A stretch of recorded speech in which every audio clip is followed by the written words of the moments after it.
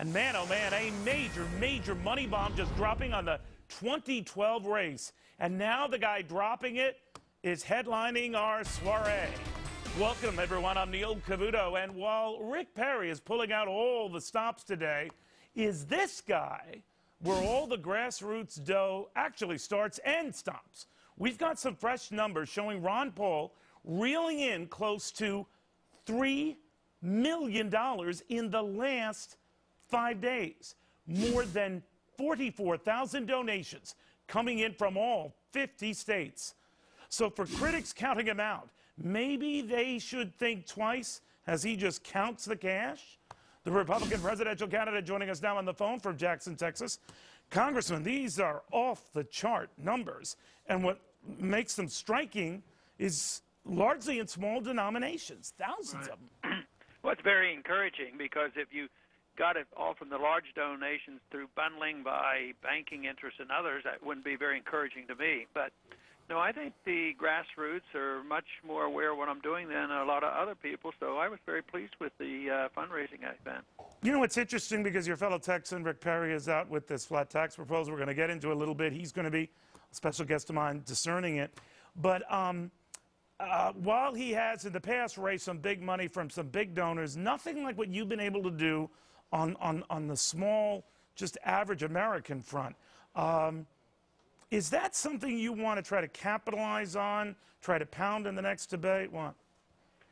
Well, I probably should do more of it. I think it's natural for what I'm doing to get small donors because, you know, over the years I've been in Washington for a while, and you know, the lobbyists don't bother me. They don't come and pester me, and I don't get a lot of PAC money. So the special interests wouldn't naturally come toward me, so I'm very pleased. But it also gives us the strength to build the organization. So we have a lot of volunteers coming up with this, and that's also very important.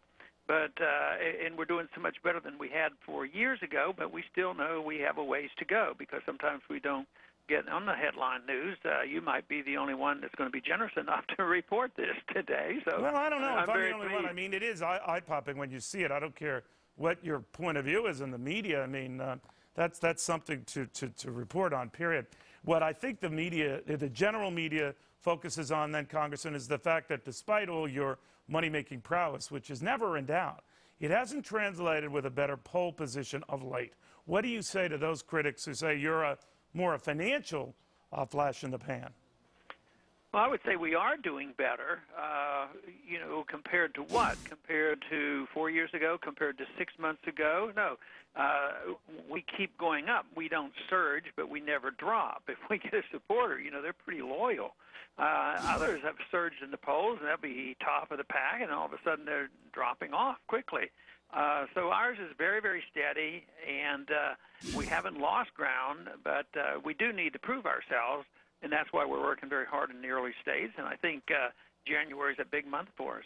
What are you going to do with all this money? We're probably going to advertise on Fox or something like that. No, I guess, you know, that's the curse of getting a lot of money, you know, then spending it wisely. And a lot of candidates have been known in the past. Hillary Clinton comes to mind for recklessly wasting it.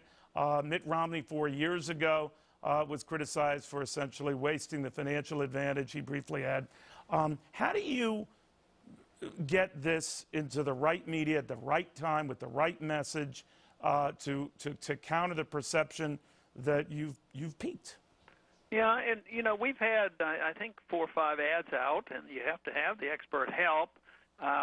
Sometimes I'm the last one to argue about exactly what we should have, because I'm so tied into the philosophy, and sometimes they suggest other things. But we have good people, and they have good ads, and they've gone over well, and they have to know the markets, and I think that's why we've made some progress.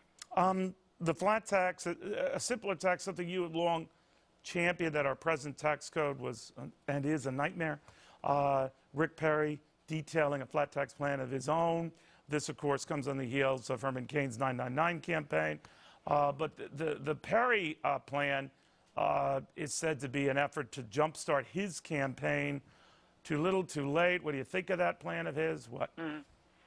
Well, I don't know. I just think that all the others have talked a lot more about taxes than I do. Everybody knows my position on taxes. They're too high, and I'd like to get rid of the income tax. But my plan didn't talk as much about taxes. We talked about spending because that's where the problem is. And I think they do this almost to stay away from the difficult choices. How many others have really offered any significant cuts? Nobody's offering that. Nobody in Washington offers real cuts. And I think that's where the problem is. Our crisis has to do with debt, sovereign debt worldwide, and the financial conditions are continuing to deteriorate. So whether you collect the revenues with a sales tax plus a flat tax or all a flat tax, right. It's academic. I want people to ask, what do you think our government ought to be doing? Do you think we have to be the policeman of the world? So do you think we have to have these entitlements or not? So you're saying his plan, I think, balances the budget by 2020. If he were to be reelected, essentially by the time he's close to out of office, your plan, if you get elected president, is to balance it, I think, by your third year. Third year, but we cut $1 trillion the first year. I mean, people's eyes glaze over and say, oh, I'm going to balance this in 15 or 20 years. Right. I mean, the only thing that counts is 1 year. The same people aren't there after 1 or 2 or 3 years. So you have to do it. You have to do it right away. But you have to change the appetite for government.